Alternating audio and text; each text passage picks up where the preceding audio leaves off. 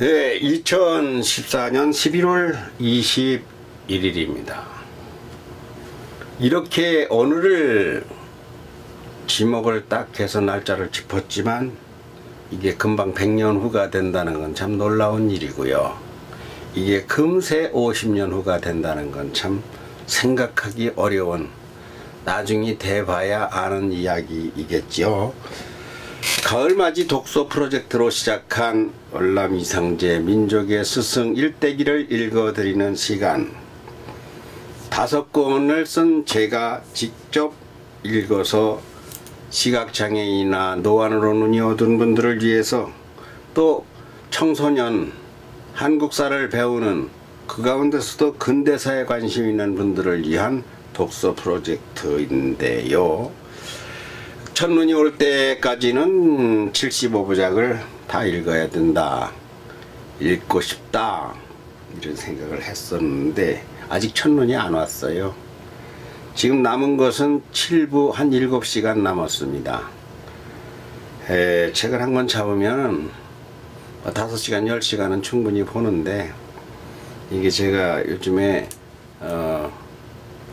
책 읽기를 조금 띄워가지고 지금 영상은 안 올리고 있어요. 이제 5권이 다 읽어지면 올리려고 하는데, 5권 중에서 제 5권에 오늘은 7부를 읽을 차례입니다.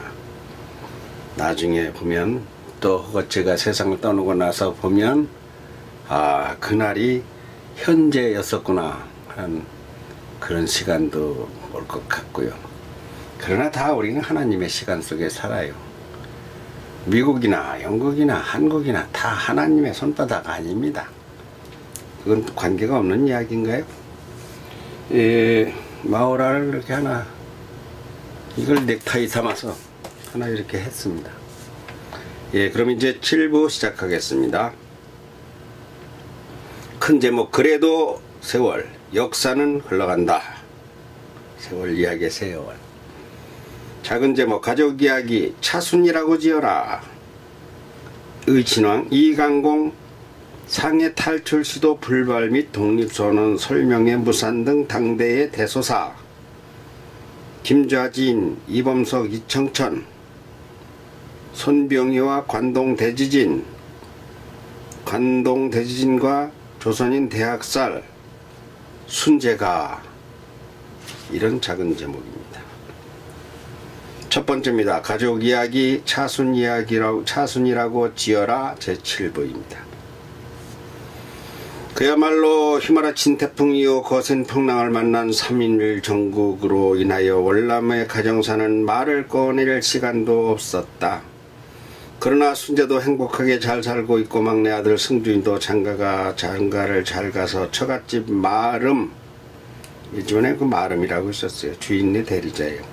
마름으로 많은 가솔들을 잘 부리며 10명이 넘는 가솔들의 20명도 넘는 가솔들과 화목을 이루며 거대한 농사일을 잘 꾸려나가고 있다.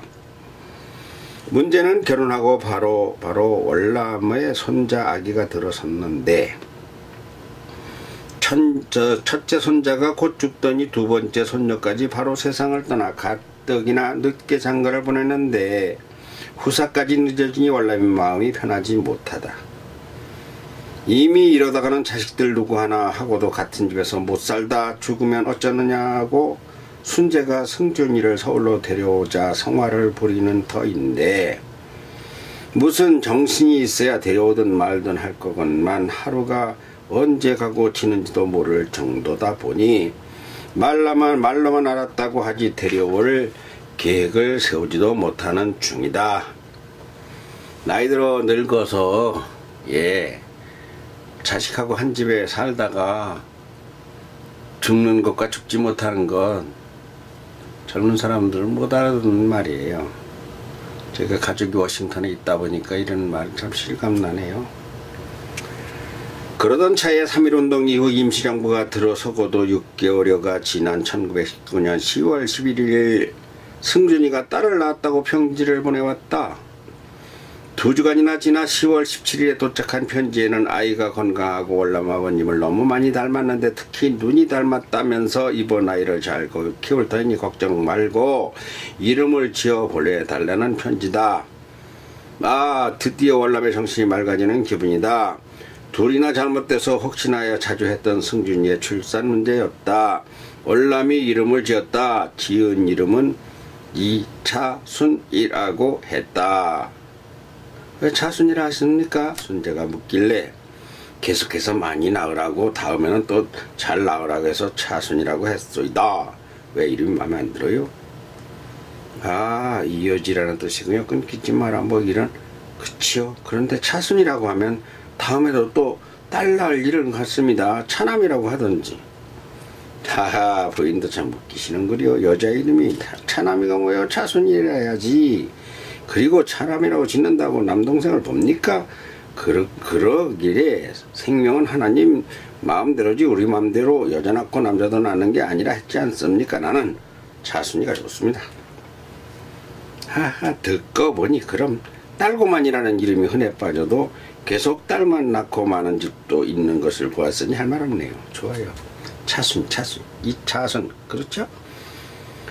다음에 기회가 없을까 하여 미리 쓴다면 이렇게 손녀 차순이를 본 월남은 3년 후 1922년 손자 경직을 낳고, 경직은 자라서 승인의 아들 홍직이가 사장으로 있던 남선전기 한국전력의 전신예에 근무하였으며, 경직이 손자 동규, 영규, 형제에 이어 딸 미옥이와 미영이를 낳고 막내 아들 택규까지 5을 낳아 맏아들 동규는 월남의 3남 승간의 아들 안직에게로 양자를 가서 현재 57세로 월남의 단골기지를 닮아 월남선생 추모기념사업회 이사로 있기도 하다.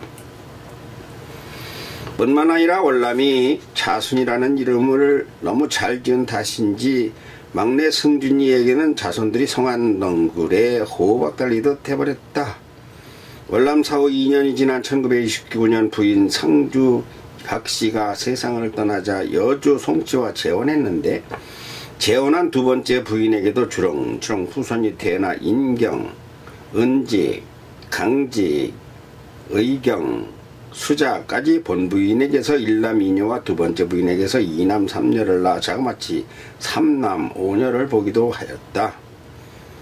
이차순 씨는 현재 92세로 대전의 교회 권사이다. 아, 이분 돌아가셨어요. 쓸 때 이야기니까요. 3남 1녀를 두었는데 대학 교수 김도수와 육군 장교 제대 후 중대장 아들 김호수, 통계청 근무하는 아들 김은수 모두를 신앙으로 기른 믿음이 좋은 권사님으로서 이 글을 쓰는 현재 월남 선생이 살아있는 친손녀 중 유일한 한 명인데, 나머지 한 명은 98세의 정예로서 증손녀이나 고령의 치매로 요양병원에 있어 말이 통하지 않고 있다. 여러분 잘 안 보이죠? 왼쪽이 이차순 권사고 친손녀고, 오른쪽이 병상에 놓은 분이 증손녀, 나이가 더 많아요. 정예. 예, 제가 같이 갔었어요. 인천이에요. 제가 인천이에요. 하여 월남 선생이 이차순 권사님 9세째에 돌아가셔서 그 전해에 승하한 순정 황제의 장례를 모셔 60만세 운동이죠. 이때 장례 행렬을 본 기억이랑 월남 선생의 마지막 5년간을 한 지붕 한 가족으로 살았던 까닭에 여간 많은 살아있는 증인 역할을 해주신 것이 아니다. 이 책은 그분들의 증언이 있어서 이거 쓴 거고요. 이차순 권사 아래로 경직에 이어 그 다음에 태어난 여동생의 이름이 재미가 있다. 이 아이는 태어나자마자 며칠 되지도 않았는데 월남 선생을 보면 좋아서 깔깔대고 웃었다고 한다. 그래서 월남은 이 귀여운 손녀의 이름을 잘 웃는다고 해서 우순이라고 지었는데, 한자로는 우순이라고 썼다. 다음 이강 친왕, 이강공, 상해 탈출 수도 불발 및 독립선언 설명회 무산 등 당대의 대소사. 3.1운동이 일어나고 보름이 지나 민족 대표들은 비밀리에 이 사실을 세계에 알리고자 하였다. 월남은 옥중에 있어요. 당시에요. 보름 후니까요. 허나 일제의 감시가 심하여 국내에서 일어나는 일체 사건에 대해 일제는 이를 애국에 알지 못하게 숨기려는 터라 결국 미국, 멕시코, 하와이의 고위 정부 관리들에게 독립선언의 당위성과 살상을 소개하고자 초청하였으나 비밀로 초청한 줄 어떻게 알았는지 일제는 만나지 못하게 막아버려 무산되었다. 그러므로 당시 국내에서 수많은 폭정으로 생명을 잃어도 일제는 쉬쉬하고 대충 처리하고 종결짓고 말았다. 지금의 북한 같은 그런 현실이죠. 그러니까 국내에서 독립운동이나 일제에 대한 한거에는 제약이 너무 많았다. 하여 떠들면 애국지사들은 하는 수 없이 만주로 갔다. 만주지방에서 조국 독립을 위해 국내의 재산을 팔아 투자하고 교본이 있는 이들에게 독립자금을 전달받아 국방력을 키우기에 여념이 없었다. 1919년이죠. 그해 5월 3일 이청천과 이혜영 등은 만주에 세운 신흥학교를 신흥무관학교로 개명하고 군사력 증진을 꾀하였다. 이청천은 교관이 되고 교장에는 전 부통령이었던 이시영을 앉혔다. 이런 식으로 만주는 독립운동의 본고지로서 자리를 잡아갔다. 그들은 해방을 맞아 국소수가 귀국하였으나 대부분 되돌아오지 못하고 만주에 머물렀으므로 만주에 사는 조선족은 상당히 많은 수가 독립군의 후예들이라고 보아도 무리가 아니다.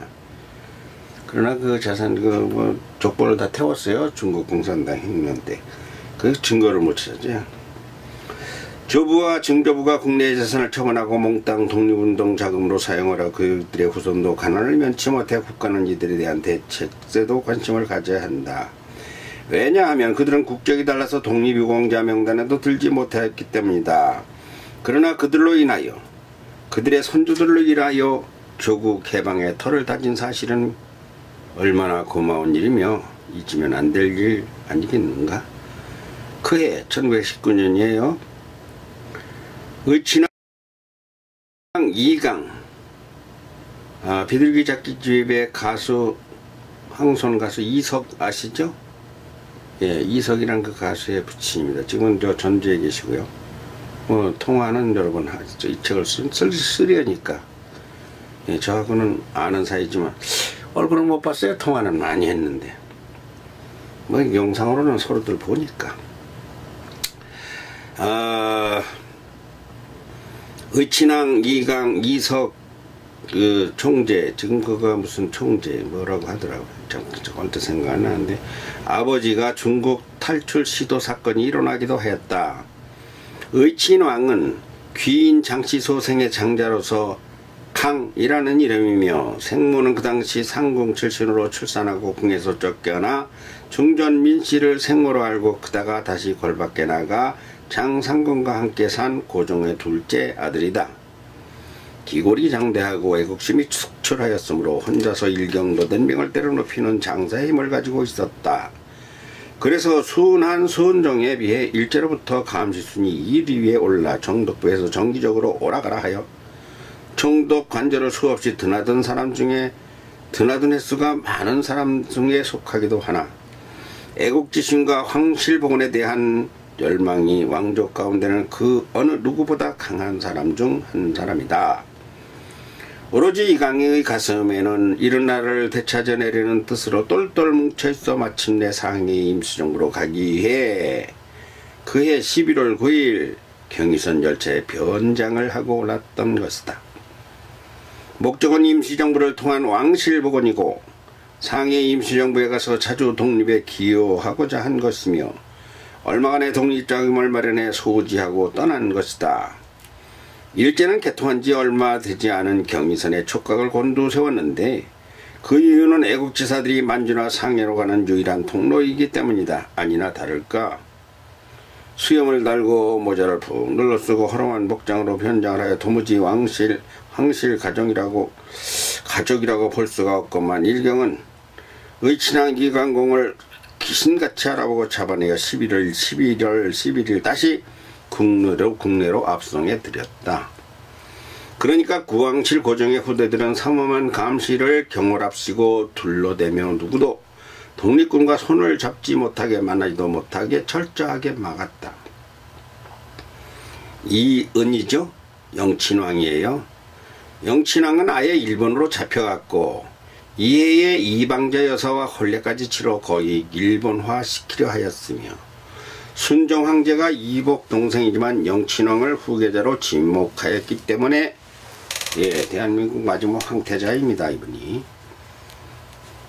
국내에 둘 경우 독립운동의 중심에 설 우려가 많았기로 아예 일본에 거주하게 했는데 이방자 여사는 아들 구를 낳았으나 만약에 대를 잇게 한다면 이 구 씨가 왕손의 대를 이어야 한다는 등 각각 다른 주장들을 펼치고 있으니 별 의미가 없다고 볼 일이다. 아무튼 이렇게 상해 탈출 시도한 이강공은 무예에도 뛰어나고 남다른 건강과 지식을 갖추어 만약 이강공의 상해 탈출이 성공했다면 조선왕실의 상해 임시정부라고 하는 상해 임시정부의 위상은 국제적으로도 크게 달라졌을 일이었건만 이렇게 실패하고 만 것이다. 참고로 이강공은 얼마나 건강했는지 후사가 빈약한 고종의 아들치고는 상상지도 못할 정도에서 13남 9녀의 자녀를 보아 황손 22남매라고 부를 일이다. 어떤 기록은 또 21남매라고 돼 있더군요. 제가 이석씨의 그 증언으로 쓴 것 같아요. 이거는 이 13남 9녀 중에 일명이 황손가수라 불리는 아까 말한 비둘기집의 가수 이석이기도 한데 현재는 여기 나오네요.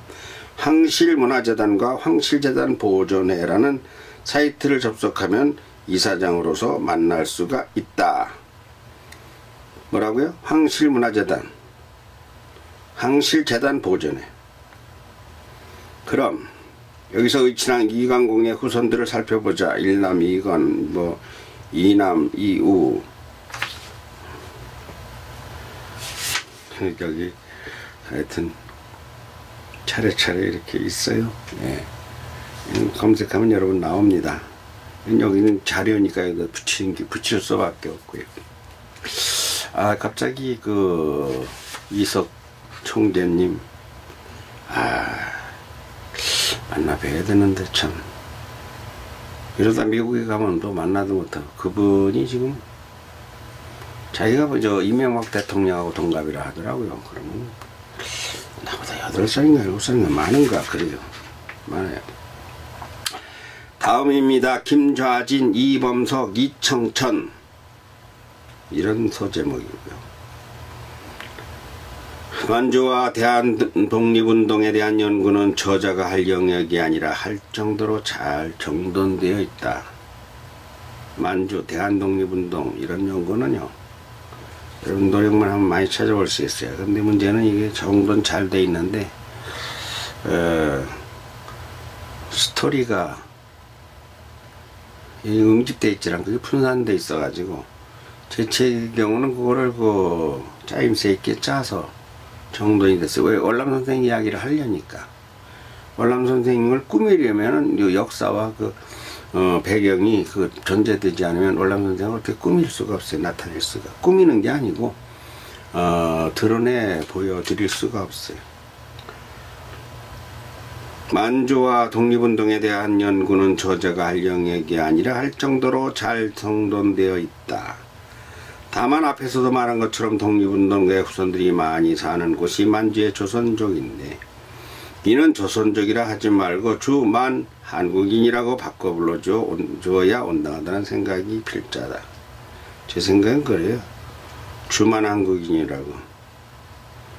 주만 한국이라는 뜻은 만주에 거주하는 조선인이 아니라 완전히 독립국가인 대한민국 국민이라는 의미로서 이들에게 국민권까지 인정하자는 것은 중국과의 관계 문제로 현실로는 시기상조라 할 것이로되 일단 조선민주주의 인민공화국과 동일한 조선족이라는 단어는 대한민국 정부 특히 국가보훈처부터 솔선하여 고쳐가야 하고 언론이 앞장서야 한다는 게 저자의 생각이다. 이는 이대로는 조국 광복을 위해 생명을 바친 조상들에 대한 국가의 예우가 아니라는 점 때문이다. 뿐만 아니라 할 수 있는 대로 그들의 선대 부친이나 조부모나 증조부님의 독립운동의 실상을 찾아내야 한다는 국가적 사명도 있다. 중국 공산혁명으로 인해 모든 족보를 불타게 하여 증거를 대지 못해 그렇지 그들의 선조가 독립운동에 참여한 공적을 어찌 다 헤아려 가늠할 것인가. 그러나 어떻게든 우리가 해야 할 일이다. 그리고 그분들의 후손들에게 정부가 실현 가능한 것부터 적든 많든 혜택을 주어야 하는 것도 중요하다. 현재는 한국인의 경우 손자까지만 보훈 혜택을 받도록 하고 있는데 주만 한국인의 경우에는 예외 규정을 둘 이유도 충분하다고 보는 것이다. 만주에서 보는 독립운동은 완전 전쟁이었다. 1920년 6월 만주 봉도동에서 벌어진 일경과의 전투에서는 홍범도 장군이 일본군 150명을 사살하는 전과를 거두었다. 이 전투에 참여해 순직한 조상을 둔 주만 한국인은 몇 명이나 될까? 같은 해 1920년 9월 김좌진 장군과 이청천은 대한의용군을 조직하였는데 대한의용군이라는 것이 현재로 말하면 대한민국 국방부의 국군과 다르게 없다는 소리일 것이다. 같은 해 10월을 맞아 그 유명한 청살리 전투가 개시되었다. 김좌진, 이범석 장군이 주도한 청살리 전투에 참여한 대한의용군 군사 총 2,500명 중 몇 명이었는지는 잘 모르나 일본군인 300명을 사살하였으니 이때 전투에 참여한 주만 한국인의 후손도 많이 있을 것으로 추정치 않을 수 없다. 이렇게 대한민국을 되찾기 위한 일본군과의 전투는 1921년에는 만주에서의 교전이 73회이었으며 국내에서 87회, 일본 경찰서 습격 사건 93회에 이른다는 통계도 있다. 한 해에만 1921년에만. 다음 손병희, 관동, 대지진 이런 소제목입니다. 1922년 3.1운동은 19년이에요. 5월 19일 조선말 일제강점기에 걸출한 민족 지도자 의암 손병희 옹이 세상을 떠났다. 향년 63세. 손병희에 대하여는 모두들 잘 알 것이므로 이쪽 옆에 청원이 생겨요. 어쩌면 생략함이 가하다 할지도 모를 일이나 최소한 백과사전을 통해서라도 손병희에 대하여는 다시 한번 추모의 마음을 담아 기록으로 남겨 여기에 써 놓아야 또 읽어야 될 가치가 있는 분이다. 호의암, 초명 응구, 후명 교동, 충북 청원 출생, 1882, 22세 때 동학에 입교, 2년 후 교주, 최시영을 만나 수제자로 인성수도, 1894년 동학농민운동 때 통령으로서 총리보다 이 통령이라는 말이 좋죠. 우리도 북접의 농민군인을 이끌고 남접의 전봉준과 논산에서 합세, 호남호소를 접근하고 북산하여 관군을 격파했으나 일본군의 개입으로 실패하고 원산 강제 등지로 피신했다. 1897 최시영의 뒤를 이어 3년 동안 지하에서 교세 확정에 힘쓰다가 1901 일본을 경유 상해로 망명하여 이상헌이라는 차명을 사용했다. 다시 일본으로 건너가 오세창, 박영효 등을 만나 국내 사정을 두고 1903년 귀국, 두 차례에 걸쳐 청년들을 선발 일본으로 데리고 건너가 유학시켰다. 1904 권동진, 오세창 등과 개혁운동을 목표로 진보회를 조직, 그 후 이용구를 파견하여 국내 조직에 착수, 경양 각지의 회원 16만 명을 확보하고 전 회원에게 단발령을 내리는 등 신생활운동을 전개했다. 이듬해 이용구가 배신하여 친일단체인 유신회와 합하여 일진회를 만들고 을사조에게 찬동하는 성명을 내자 즉시 귀국, 일진회와는 관계가 없음을 밝히고 이용구 등 친일부자 26명을 출교시켰다. 1909-06 을사능격 다음해 동학을 천도교로 개칭하고 제3세 교주의 취임, 교세 확장운동을 벌리는 한편 출판사 보성사 후일 이종일에게 넘김을 창립하고 보성, 동독 등의 학교를 인수하여 교육문화 사업에 힘썼다. 보성사는 3.1 독립선언서를 인쇄한 인쇄소입니다. 1908 교주 자리를 박인호에게 인계, 오이동의 은거, 수도에 힘쓰 1919 민족대표 33인 대표로 3.1 운동을 주도하고 경찰에 체포되어 3년형을 선고, 서대문 형무소에 복역, 이듬해 10월 병보석으로 출감 치료 중 별장 상춘원에서 사망했다. 1962년 5.16 혁명 바로 직후에 일어나고 나서요. 건국 훈장 중장, 대한민국장과 같은 거죠. 이 추서되었다. 월남이상 선생과 같은 대한민국장이에요. 건국훈장 대한민국장. 여기까지는 우리가 쉽게 알 수 있는 일반 백과사전이 말한 손병에 관한 내용이다. 그러나 의암 손병에 대해서 우리가 추가로 알아두어야 할 것이 있는데, 그는 잠시 상해 임시정부 대통령도 했다는 사실이다. 당시 대통령이라면 제목, 감이 될 만한 사람이 누구일까? 그것은 상해 임시정부 의정원에서 국무총리와 대통령을 여러 번 선출하였으므로 그분들이 진정한 대통령감으로서 되찾아야 할 우리 대한민국 임시정부의 대통령이라는 말이 정확한 것이다. 그러나 그분들보다 한 윗대의 어른을 대통령감으로 추천하라면 저자에게 응당 그러지 않겠느냐는 말은 사양하면서 월남 이상재를 첫째로 꼽느냐 아니면 의암 손병희를 첫째로 꼽느냐에서 쉽지가 않다. 월남과 손병희는 11세 차이로 월남이 연상이다. 그리고 나머지 상해 임시정부의 요인들은 이승만, 월남보다 25년상 연하예요. 이나, 안창호 28년 연하, 김구 26년 연하이므로 이승만은 25년 이상의 연상자로 안창호보다는 28살이나 연장자가 되니 이는 월남과 비교한 것이며, 이를 의암 손병희와 비교하면 14, 15세 정도의 나이차가 나는 연하의 사람들로서 요즘 말로 하면 선배이며 그 당시 말로 하면 스승이고 사부에 해당하는 어른들이다. 이때 참 공교로운 것은 구한말 고정임금 곁에서 그렇게도 아부호를 잘 아부아첨하던 무리들은 전부 친일로 돌아섰다고 볼 정도로 애국제사로 남은 사람이란 오로지 월남이 특출하게 한 명이라는 사실은 묘합니다. 이게 고정의 충신들은 전부 다 친일이 됐어요. 그거 왜 그럴까요? 꿀맛.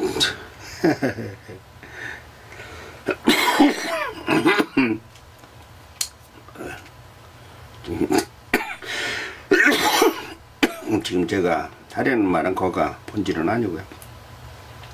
원줄기는 그게 아니고요. 손병희는 고정을 측근해서 모시지 않은 사람이지만 수은 최재호가 창시한 인간은 곧 하늘 또는 하늘의 뜻은 곧 인간이라는 인내천사상으로 기독교와 많이 다른 듯하면서도 상당한 공통점도 가진 종교의 교주였다. 무엇보다 중요한 것은 대한민국이라는 국호에 대해 말하자면 저자는 앞서 이런 말을 했는데 되새겨도 될 만하지 싶다. 대한민국 건국일은 1948년 8월 15일이며 대한민국 개국일은 1919년 4월 11일이며 대한민국 건국 시원일은 1919년 3월 1일이라고 한 말이다. 이런 중차대한 문제를 놓고 한낱 글쟁이가 저자와 같은 사람이 그 말이 있죠. 이런 한 문제를 글쟁이가 말하기에는 국시에 관한 말이기에 혹여 불경할지도 모른다지만 우리 대한민국의 근대사를 풀어보면 이런 등식이 저절로 나타나는 것이 사실이다. 증조할아버지가 할아버지를 낳고 할아버지가 아버지를 낳고 아버지가 나를 낳았다면 증조부는 3.1운동이며 조부는 3회 임시정부이며 아버지는 1948년 8월 15일이라고 하는 역사의식인데, 여기에 대하여는 증조부 이상의 고조부나 윗대에 따라 줄줄이 끼어지듯 달려져 있어서 길게 말하는 것은 책 말미로 미룬다. 그러므로 월남과 의암은 대한민국 건국 시원의 국부로 모셔 마땅하다 할 정도다. 국조라고 바꿨으면 좋겠어요. 국조로 모셔 마땅한 분이다. 근데 지금 그 바로 의암 손병리가 타계한다는 것이다. 나라의 큰 어른을 잃었으며 국난에 처해 옴싹달싹도 못할 적에 거금을 투자해 나라의 불쏘시기를 대준 분이어서 그야말로 마중물을 제공해준 애국자가 세상을 떠나 국가적으로 엄청난 손실이 왔다. 의암이 더 사셨더라면 그분이 얼마나 더 큰 우리도 모를 애국운동에 헌신하였을지 섣불리 짐작도 말아야 한다. 우리는 나라의 거목을 잃었다. 예, 월남은 비부를 접하고 밤새도록 가슴을 두드렸다. 이분 왜 돌아가셨는지 여기다가 자세히는 썼나 안 썼나 모르겠는데요. 3.1운동 그 민족대표 한 바람에 고문 때문에 고문의 후유증으로 이렇게 돌아가셨어요. 병고속으로 나와서 돌아가셨지만 고문 때문에 저 돌아가실 나이가 아니에요. 아직 월남 선생 11년 연상이라도 아직 살아계시잖아요. 우리는 나라의 거목을 잃었다. 월남은 비보를 접하고 밤새도록 가슴을 두드렸다. 그해 22년 드디어 조선 호족령이 공포되어 발효되었다. 조선이라면 누구나 호족 등분을 만들라는 이야기다. 여기에도 부역, 공력 등 일본의 숨은 야망이 들어있으나 우린 호적이 없었고 저기 조그만 있었죠. 시간상 생략기로 하면서 아무튼 월남은 이들의 성화에 못 이겨 견디다 못해 1924년 현재의 아내 장순재와 부부라고 하는 처음으로 첫 호적 등본을 접수하였다. 현재 제가 그거 가지고 있는데요. 찾다가 못 찾았어요. 제 서재가 이게 장난 아니에요. 어디서 이게 한 장씩 넘게 찾으려나. 그리고 10월에는 조선 22년 얘기입니다. 그리고 10월에는 조선 척후단을 설립하고 24년 얘기네요. 설립하고 척후단을 설립하고 총재가 되었으며 11월에는 조선 밀립대학 기성회를 조직하여 국내 최초의 사립대학을 세우려 하였으나 이 역시도 이쪽 아래로 이제 내립니다. 내려 소설하려 하면서 이해에 일어난 독립운동은 만주에서 59건, 국내에서 89건, 일본 경찰서 습격 사건이 13건이었다는 이야기만 쓴다. 1922년 얘기예요. 1922년, 네, 1922년에 이런 통계가 있습니다. 다음입니다. 관동대진과 조선인 대학살 되겠습니다. 다음 해가 되었네요. 1923년 9월 1일 일본 간토지오, 관동지방 일본은 또 간토지오라 어마어마한 대지진이 발발하였다. 간토지오는 일본의 중심지가 되는 동경 인근을 이루는 말인데 그놈의 나라에는 지진으로 막아주지 총칼로 말한다고 악독을 했던 월남의 말이 적중하다 못해 과도하게 넘친 대재앙 사건이다. 월남 이상제 일대기와 무관하게 여길 수도 있는 관동대지는 엉뚱하게도 하하 조선인 학살이라는 뚱딴지 같은 방향으로 비화되어 조선인 6천여 명을 일시에 죽인 사건으로 비화된다. 월남의 말을 들은 척도 많고 사람의 목숨을 파리 목숨처럼 취급하는 일본이 얼마나 저주를 받으려는지 도무지 이해가 가지 않는 이 관동대지진에 대해 간단히만 짚어만 보자. 지진 후 관동지역은 총체적인 혼란에 빠졌다. 정부 조직이 마비되었으며 계엄령이 선포되었다. 관동대진이 일어난 시각 11시 58분은 점심시간이 임박할 때였다. 이날 도쿄를 비롯한 지진 피해 지역에서는 화재가 발생했다. 점심을 준비하기에 각 가정집과 의식업체에서 불을 사용하고 있었는데 지진이 발생하자 불이 대부분 목재 건물인 피해 지역 건물들을 불태우며 널리 퍼져나간 것이다. 근데 이때 내무성이 각 경찰서에 하달한 내용 중에 재난을 틈타 이득을 취하라는 무리들이 있다. 조선인들이 방어와 폭탄에 의한 테러, 강도 등을 획책하고 있으니 주의하라 라는 내용이 있었다. 이에 내용은 일부 신문에 보도되었고 보도 내용에 대해 의해 더욱더 내용이 과격해진 유언비어들이 신문에 다시 실림으로써 조선인들이 폭도로 돌변해 우물의 독을 풀고 방화 약탈을 하며 일본인들을 습격하고 있다는 헛소문이 각지에 나돌기 시작했다. 제가 시력이 나쁘니까요. 읽는데 고생하고 있어요. 글씨가요. 당시에는 지진으로 인하여 물 공급이 끊긴 상태였고 목조 건물이 대부분이 일본의 특징 때문에 일본인들은 화재를 굉장히 두려워하였으므로 이러한 소문은 진위 여부를 떠나 일본인 민간인들에게 조선인에 대한 강렬한 적개심을 유발하였다. 이에 곳곳에서 민간인들이 자경단을 조직해 불시 검문을 하면서 조선인으로 확인되면 가차없이 살해하는 범죄를 저지르기 시작했다. 이들은 죽창이나 몽둥이, 입번도 등으로 무장하였고 일부는 총기로 무장하기도 했다. 우선 조선식 복장을 한 이는 바로 살해당하였으며 학살 사실을 알고 신분을 숨기기 위해 일본식 복장을 한 조선인들을 식별해내기에 여해서 조선인에게 어려운 일본어 발음, 한국에는 없는 어드 유성 및 종종 정확하게 발음이 되지 않는 발음 등으로 이루어진 어드 유성을 시켜보는 겁니다. 말하자면 고주엔 고주젠 이런 게 어려워요. 뭐 5원 50전 이런 말이요.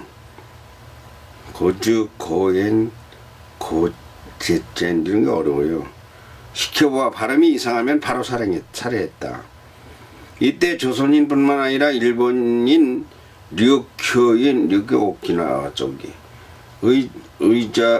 외자성을 강제당해 조선인으로 오인받은 아마미 제도 출신 지방에서 도쿄로 와 살고 있었던 지방의 일본인 특히 도후쿠 출신 들도 발음상의 차이로 조선인으로 오해받고 오인받고 살해당하는 등 자경단 스스로 경계한다 스스로 살핀다 자경단의 광기는 상상을 초월할 만큼 잔악했다. 리터 규모 7.8에서 8.4 사이로 추정되며 4 내지 10분 동안 지속된 이 지진은 지역과 요코하마 지역 지바현, 가나카와현, 시즈오카 등에서 10만여 명의 이거 저는 다 여기를 가봤어요. 잘 알아요 이게. 시즈오카에 저거가 있죠. 후지산도 가보고요. 13만 2천 명 이상이 사망했고 3만 7천여 명이 실종했다. 10만 9천여 채의 건물이 전부 파괴되고 10만 2천여 채는 반파되었다. 그래도 역시나 독립군의 활동은 그런다고 해도 멈추지 않았다. 독립군의 습격이 451건 1923년 얘기예요. 일본 경찰서 습격은 13건이나 기록에 나타나 있다. 다음 순재가 세상은 소용돌이 치는데 큰 문제가 생겼다. 순재가 몸져 누워 일어나지를 못하니 몹시 유중하다. 부인, 어디가 어떻게 아프십니까? 모르도 쉽게 어디가 아프다고 제대로 말을 하지도 못한다. 월남은 정신이 몽롱해져 버린다. 죽을 쏜다. 약재를 다린다. 전신을 두드려도 주고 하나도 줘본다. 그러나 순재가 기운을 차리지 못한다. 이제 순재도 나이 같은 편이다. 하기야 월남이 74세이니 순재도 올해 55세인데 월남에게 되면 나이라고 할 게 없는 젊은 사람이건만 벌써 한 달이나 누워 일어나지 못하는 것이다. 전신이 다 아파요. 일어나지 못하겠어. 노하니까? 아직 노안이 올 나이는 아닌데 먹고 싶다는 것이 없어 거의 죽이나 조금 뜨다가 말고 물만 조금 삼키다가 다시 눕는다. 그러니까 지난 1908년이었다. 그때만 해도 기온이 팔팔했고 그래서 결혼한 지 이제 16년 실은 18년이라는 것이 월남의 기록인데요. 제가 아무리 맞춰봐도 16년밖에 안 맞춰져요. 만나고 뭐 이렇게 해서 뭐 나타난 그 기록으로 보면은 월남 선생은 18년이라고 한 그 기록을 자필로 써놓은 게 있어요. 도망실이라는, 여기 나중에 나올 거겠죠. 결혼한 지 이제 16년이 지나가는데 지금 세상이라도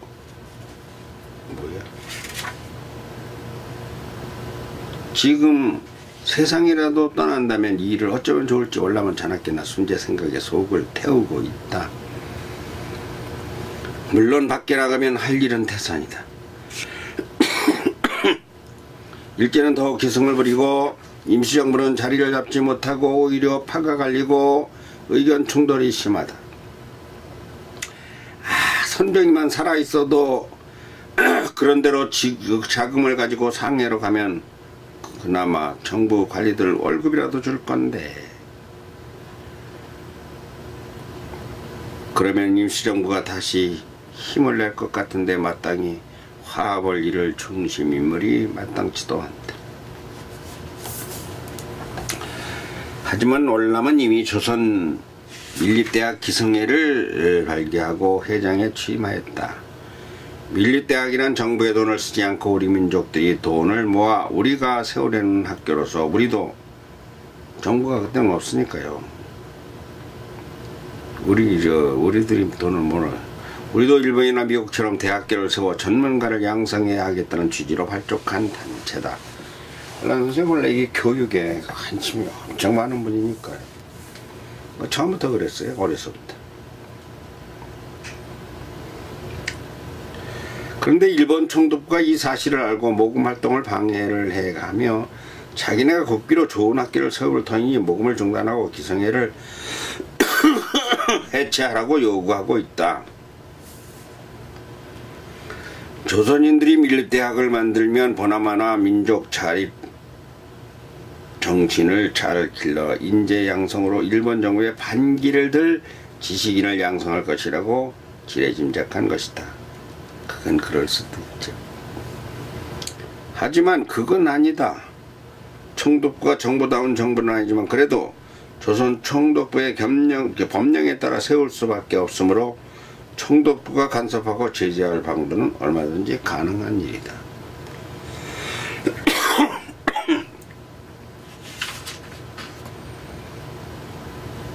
그런데도 이를 거부하고 자기네가 학교를 세우겠다고 구체적인 계획을 세우며 아이고 기침 많이 나냐. 적어놔야 해. 연필이 어디가 있어. 연필이 멀리 있네요. 참 한장 갔어. 아이고 좁은 방도 엄청 멀어. 여기까지 가서 있는가 그래. 자, 엄청 넓어져 있네. 손이 닿는 데 있어야 되는데. 7일.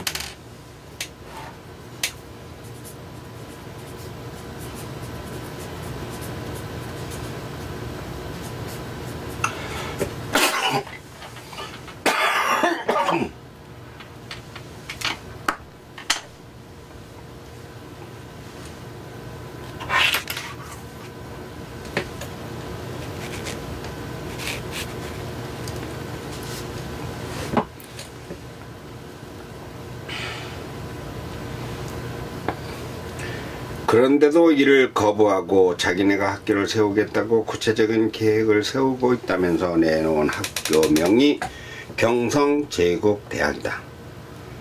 후일 서울대학교로 개명되는 경성제국대학은 동경제국대학과 똑같은 학제와 학사 운영을 기조로 하고 있다. 뭔 얘기입니까 지금? 밀립대학 기성회가 조선인들이 자금을 모아서 대학교를 세우겠다고 하니까 일본 정부가 경성대학, 경성제국대학 설립을 자기들이 하겠으니까 하지 말라고 하는 거예요. 그에 비해 월남이 세우려는 밀립대학은 정부가 주인이 아니라 회원들이 주인인 대학으로서 지금으로 말하면 사립학교법에 근거한 학교로서 반드시 우리 민족이 세워야만 세울 의미가 있는 학교인데 이를 방해하는 것이다. 그러나 민족의 호응은 대단하였다. 월남이 한다면 들어보지 않아도 믿어줄 수 있다면서 거금을 회사하는 사람의 소액이지만 마음을 담은 정성스러운 후원금이 답지하고 있는데 일본이 이를 중단하라고 강압으로 누르고 있는 것이다. 이런 판국인데 지금 순재가 아프다. 이미 상해 임시정부는 수차에 걸쳐 나라의 기초를 세워가고 있다. 대표적인 것이 한두 가지가 아닌데 그 중에는 일제강점기 자주독립 정리를 외친 선언서가 있다. 다시 말하면 첫째가 3.1운동은 나라를 세우자는 의견일치다. 집을 세우자는 거죠. 둘째가 상해 임시정부는 그럼 여기다 세우자고 하는 터를 정하자고 하는 정하고 나지막한 터파기를 하는 것이다. 셋째가 1948년 8월 15일에 세운 대한민국 임시정부로서 건국기념일이다. 이제 말한 것처럼 국권이 무너지니 민권이 무너지고 따라서 인권이 사라졌다. 인권, 민권, 국권은 일제의 불법이 합법으로 자리잡아 악질, 총독부가 우리의 정부 역할을 하는 까닭에 매사가 일본 이주이며 조선인은 종이었다. 이미 국력이 사라져 총칼로 짓밟는 일본 앞에 우리는 어찌할 방도가 없었다. 유엔이라 불리는 국제연합도 국제연합의 전신이 국제연맹도 창설되기 전 그 당시에는 국제기구라는 자체가 존재를 하지 않아. 안전보장 이사회나 국제사법재판소 이런 것도 없고 통신도 되지 않던 시절이며 남북 합쳐 2천만 조선이라는 나라는 세계 어느 나라도 제대로 기억하지 못하는 상태였다. 일본이 말아먹던 짓밟던 어느 누가 우리를 위해 싸우고 죽어줄 나라도 없었다. 이에 앞서서 일찍이 청일전쟁과 러일전쟁에서 조선을 디딤돌로 한 일본이 승리한 마당이라 중국도 러시아도 속수무책이었다. 거기야 역시나 말아먹으려고 하던 세력에 불과했겠지만 그렇다고 해서 미국이나 영국, 프랑스, 독일 같은 나라에 쫓아가 우리가 이렇게 억울하게 인권을 유린당하였으니 우리를 좀 도와달라고 말로 100번을 해도 단체도 아닌 개별 국가가 어쩔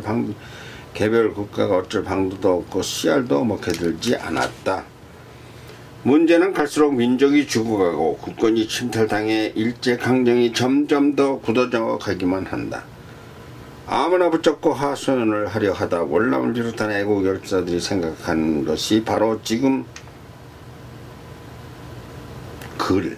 이 문서다. 방금 전에 그 문서 얘기했죠. 독립선언서를 만들어 만방에 퍼뜨려 읽어보게 하여 조선이라는 나라가 유구한 민족 역사를 가진 국가이며 자주국임을 알리는 일과 일제의 불법 점령에 대한 실상을 알려 2천만 민족이 짐승같이 사는 강권에서 풀어나게 하여 달라는 뜻을 전달하기 위한 방편으로는 오직 이 길밖에 없는 것이다. 이 길이 뭡니까? 글입니다. 글. 월남 이상제는 이미 을사늑약 후 2년이 지난 강제합병 이전 어떻게든 이를 막아보자는 생각에 1907년 고종을 설득하여 이준열사와 외 2인에게 고종으로부터 밀서를 받아내 네덜란드 헤이그에서 열리는 만국회의에 전달하도록 일사를 파견 주도한 적도 있다. 그러나 일제의 방해로 수포로 들어가자 이준열사는 알죠? 헤이그에서 자살하고 말았다. 이렇게 막막한 현실을 어떻게 뚫고 나가야 하겠는가? 만행은 해가 갈수록 흑심해져가고 친일파로 변절자는 점점 늘어만 가는 판국이건을 상해에 세웠다고 월남이 춤을 추었던 임시정부는 아직 그 기능을 제대로 수행하려면 한참 멀었다. 게다가 모든 걸 드러내놓지 못하고 전부 은밀하게 비밀로 추진해야 한다. 일본에게 들키는 나라에는 살아남지 못하기 때문이다. 그럼 우선 이같이 비밀리에 만들어진 자유독립선언문에 대해 알아보자. 월남이 이를 모르는 바는 아니다. 그러므로 특히 오늘의 주제가 되는 민족에서 월남 이상제가 쓴 가슴 아픈 아래의 치서를 읽어보기 바란다. 치서란 단어는 익숙한 말이 아니다. 치서가 있고 상서가 있고 선언서가 있으며 임금이 내리는 칙서, 조서, 조칙, 교지, 등 다양하며 통고문이라는 것도 있고 벽에 붙이는 방이 있고 일반인들이 쓰는 편지도 있는 세월이지만 지금은 치서라고는 달을 써야 한다. 치서. 치서는 다음 장에서 나온 것 같네요. 예. 8부에 자세히 나오는데 지금 7부에 이제 그렇게 한다고 이제 예고편이 나오네요. 선언서라 하면 3.1 독립운동 때 태화관에서 1차 낭독한 후 팍골공원에서 세계만방위공원 기미독립선언서가 있는데 기미독립선언서보다 앞선 것으로는 무오독립서라는 것이 있으며 이는 조수왕이 초고를 작성했다고 전해오고 있으나 기미독립선언서는 최남성이 쓴 초고를 천도교가 주관하였기 때문에 손병희 또는 천도교 측 누군가가 초고와 탈고에 가담했을 가능성도 있다. 이와 같은 대한의 독립을 외치고 부르짖는 선언서는 모두 22개가 있으나 세계 만방이 잘 알지 못하고 여기 중요한 게 나오네요. 독립선언서가 하나 아닙니다. 22개라고 지금 제가 하고 있어요. 심지어는 우리나라 국민들도 몇 개인지조차 잘 모르고 있다. 이거 좀 찾아냈어요. 저거다. 분명 22개가 채집되고 있으니 잊지 말고 이제 작성한 차서에 따라 간단히 짚어보자. 1818 11월 노령. 예. 요소 지방의 요하 건너편이에요. 이것이 무오독립서 선언서. 1918 11월이에요. 1919 2월 8일 28 독립선언서 또 동경이에요. 1919 2월 17일 하동 지방선언서 생소하시죠? 검색하면 다 있습니다. 1919 2월 26일 그러니까 2월 8일에서 9일 후에 17일 하동선언서 다시 26일이니까 9일 후에 미 정부 통고문, 그것도 독립선언이에요. 다시 2월 27일 다음날 일본 정부 통고문, 거기서 이제 4일 후 3일 기미독립선언서, 3월 같은 날 자주독립선언서, 3월달 날짜가 미상이에요. 여자선언서라는 게 있어요. 같은 3월 13일 독립선언 포고문, 같은 3월 17일 조선 독립선언서, 같은 날 3월 17일 유럽 파리 장서, 3월 이틀 후 3월 19일 대판 지방선언서, 3월 다음 날 3월 20일 국민의회 선언서, 5일 후 3월 25일 만주 지방선언서. 날짜가 날짜 기록이 없어요. 함경북도 선언서 3월입니다. 이제 4월로 넘어갑니다. 날짜 미상 제대륙 선언서. 석 달 후로 넘어갑니다. 7월 10일 조선 독립의서. 석 달쯤 후입니다. 10월 31일 민족대표 선언서. 한 달 후 날짜 미상 의친왕 선언서. 11월이에요. 11월 15일 승려연합회 선언서. 11월 5일로 앞뒤가 바뀌었네요. 청년독립당 선언서. 그리고 앞뒤가 바뀐 게 아니고 19년이 아니라 1920년이네요. 11월 5일 청년독립당 선언서. 1923년 1월 조선혁명 선언서.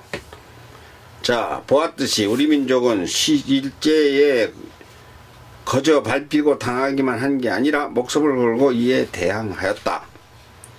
지금 본 이 22개의 독립선언서와 통고문은 모두 우리가 오늘을 살아가는 자주국가로서의 생명의 무료피다. 또 치서가 있고 상서문도 있다고 하는 바, 상서는 윗분과 소통한다고 할 때 소통할 소자다. 상서는 아무나 올리는 것이 아니라 주로 간관, 사관원 그런 데죠. 감관이나 삼관이 올렸던 글이다. 지금처럼 인터넷 게시판 같은 것도 없던 서울의 상소문을 일반 백성과는 거리가 있어 간관이란 사원부나 사관원의 관원이며 삼정이란 문서를 다루는 일을 맡아보는 홍문관, 예문관, 교사, 교서관을 이르는 말이다. 가난다 하면 우더리나 임금에게 옳지 못하거나 잘못된 점을 고치도록 말하는 것을 뜻한다. 그러니까 치서란 이제 본 상소문이나 통고문, 선언서나 다른 것이 오늘의 제목 치서이다. 치서는 올리는 글 또는 이르는 말씀이라는 의미라고 설명이 되어 있다. 월남이상제는 글을 많이 남기지 않은 편이에요. 많지 않아요. 그는 행동파였기 때문이며 말이나 글보다 실천을 중시하여 행함이 없는 믿음은 죽은 믿음이라는 성경 야보고서의 말씀을 믿는 기독교인 탓도 있을 것이다. 바쁘니까요. 여러 사람들을 만나. 그런 그가 이 기가 막히는 치서를 남겨놓았다. 다음 장에서 나오는 거예요.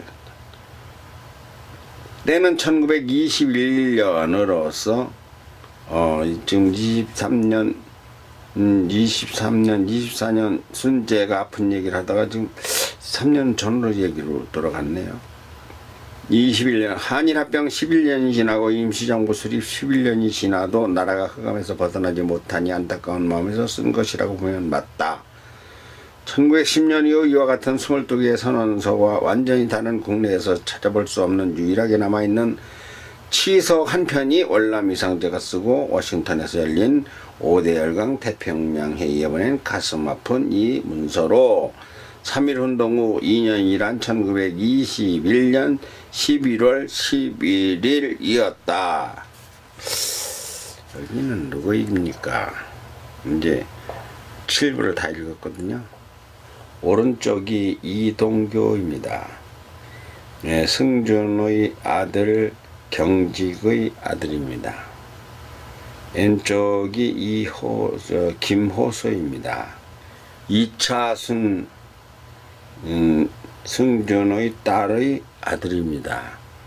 이건 김남순가 이런 분한테 시집을 가셔가지고 그 아들이 둘째 아들이 김호소입니다. 네, 이제 여기까지 제 7부 읽어드리기를 마쳤습니다. 나라 일이나 가정 일이나, 근데 나라 일은 혼자 하는 게 아니니까 월남이상제 선생의 이 임시정부를 차려놓은 상태에서의 이때의 그 고심, 다른 이야기를 했지만 역시 이 책의 주인공은 월남이상제 선생이거든요. 이분은 이때 어떤 생각을 했는가. 여러분 많은 묵상을 곁들여 한국 근대사를 산책하시기 바랍니다. 감사합니다. 8부에서 뵙겠습니다.